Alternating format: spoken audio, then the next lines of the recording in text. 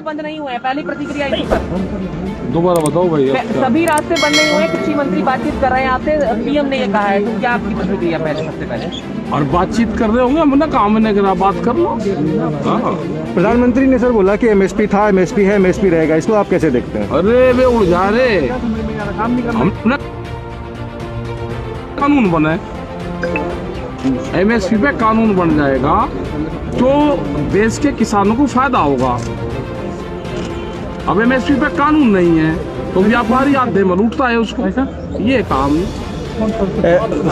ये भी कहा कि ये कानून है वो छोटे किसानों के लिए है, सीमांत किसानों के लिए है, और उनके सरकार जो जिम्मेवारी है सरकार। अब सारे मसले ये हो गए, पहले पंजाब का था, फिर उसका सिक्का बनाया, फिर अलग अलग बनाया, किसान में भी छोटा बड़ा किसान हो गया। अब इसका अगला एजेंडा क्या रहेगा उनको? ये किसान देश का एक है सर, प्रधानमंत्री ना छोटा बड़ा है ना वो है, ये छोटे का ही तो आंदोलन है, ये बड़ों का तो आंदोलन नहीं। ठीक है सर, प्रधानमंत्री जी का कहना ये है कि जो कृषि बिल है उसमें समस्या या समाधान दोनों में से एक रास्ता निकल सकता है। समस्या या समाधान? समस्या ही काट दो, बिल्लू को वापसी दे दो, अपना निपट देगा। मोदी जी एमएसपी पे कानून बनेगा।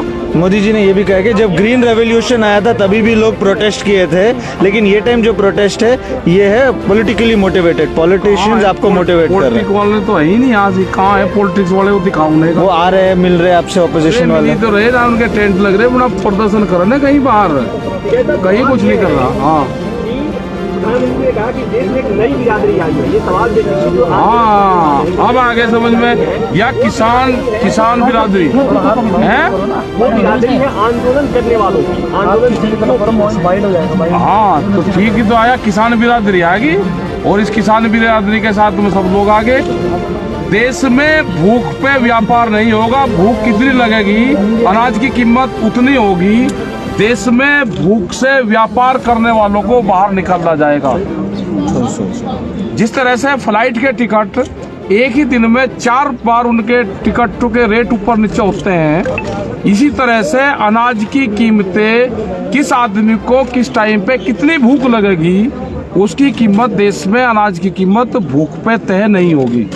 उन्होंने बोला कि अभी रास्ते अभी भी खुले हैं, सदन के रास्ते के थ्रू भी हम न्योता से जमीन से जोड़कर कहा है, जो कॉन्ट्रैक्ट फार्मिंग है। यार तुम्हें दिक्कत हो रही है। दूध की भी पॉलिसी लेकर आ रहे हैं, बाहर से दूध बहुत निर्यात हो रहा है, देश का किसान जो दूध उत्पादन करने वाला है वो मर गया पूर्ण रूप से, लागत ज्यादा है और दूध में जो बिकता है वो कम रेट में बिकता है। पानी से सस्ता देश में दूध बिक रहा, आज भी ग्रामीण उसमें 22 से लगा के और 28 रुपए किलो तक का दूध बिकता है, इससे खर्चा नहीं चलता, उसका भी एक रेट फिक्स हो। लेकिन एक उदाहरण उन्होंने जमीन से जोड़ते हुए कहा है कि आप लोग कह रहे हैं जमीन चली जाएगी कॉन्ट्रैक्ट फार्मिंग में, जबकि पशु नहीं जाता है, उनका ये जोड़ते हुए कहना है। पशु की बहुत संख्या घट गई है, देश में जाएंगे, जमीनें बर्बाद होगी, पशु नहीं होगा तो जमीन नहीं रहेगी। तो पूर्ण रूप से ये है कि जो टर्की के हालात है वो यहाँ पे नहीं होने देंगे, वहाँ पे आज एक भी पशु नहीं है। राकेश जी, आपके हिसाब से गतिरोध कहाँ है? गतिरोध ये है, अब प्रधानमंत्री जी को अपील करनी चाहिए, प्रधानमंत्री जी को अपील करनी चाहिए, जिस तरह से गैस के सिलेंडर पे जनता से अपील करी कि सब्सिडी छोड़ने की, अब प्रधानमंत्री को अपील करनी चाहिए कि जो सांसद है, जो विधायक है, जो MP हैं, जो वो पेंशन ले रहे हैं, वो कितने लोग पेंशन छोड़ देंगे। हमारे नौजवानों को पेंशन नहीं है और मेंबर पार्लियामेंट और इनको पेंशन है, तो एक अपील प्रधानमंत्री जी उनके लिए भी कर दें कि जो विधायक MP पेंशन छोड़ दे, उसका धन्यवाद करेगा ये मोर्चा। नहीं, अगर वे बातचीत करना चाहते हैं तो हमारा मोर्चा बात करेगा, हमारी कमेटी बात करेगी, हमारे पंच भी वही है और हमारा मंच भी वही है। दर्शन पाल ने ये कहा है कि हरियाणा गवर्नमेंट जो फार्मर्स की गवर्नमेंट है, अब उसका वक्त आ गया, वो गवर्नमेंट को NDA से निकालना चाहिए। तो ये एक पॉलिटिकल स्टेटमेंट है किसान नेताओं का, क्योंकि अब पॉलिटिकल होते जा रहा है, क्या जा रहा है? नहीं, कोई पॉलिटिकल नहीं है, हो रहा, वहाँ की जनता की आवाज होगी तो कहा होगा।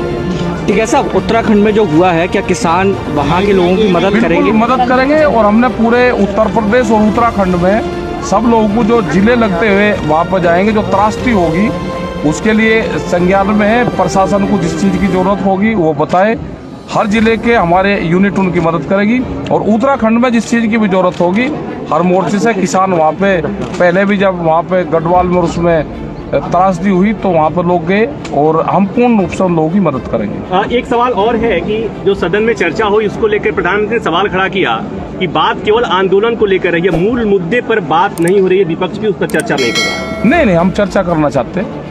हमने तो कहा है ना कि बिलों को वापसी ले लो, एमएसपी पे कानून बनाओ, ठोस नीति एमएसपी पे बननी चाहिए, देश के किसानों को उसी से ही लाभ होगा, ये कहा है। कह रहे हैं कि कृषि मंत्री पूछ रहे हैं कि कानून में काला क्या है, इसका जवाब हमने ये कहा कि जब वो अमेंडमेंट करना चाहते हैं तो पहले वो सफेद वो काला निकाल दें, जो बचेगा फिर देखेंगे। पहले वे तो निकाल लें, वे 15 संशोधन करना चाहते हैं उसमें, वे पहले 15 करे और फिर बतावे, तो इसका मतलब काला है, वे बतावे कौन कौन सा काला है। वो एक नई जमात पैदा हो गई है जो आंदोलन के बगैर नहीं रह सकती। कुछ ऐसे लोग भी हैं जो सीए में भी देखे गए थे और इन आंदोलन में भी देखे जा रहे हैं, ये बात सही है? यहाँ तो नहीं कोई आया।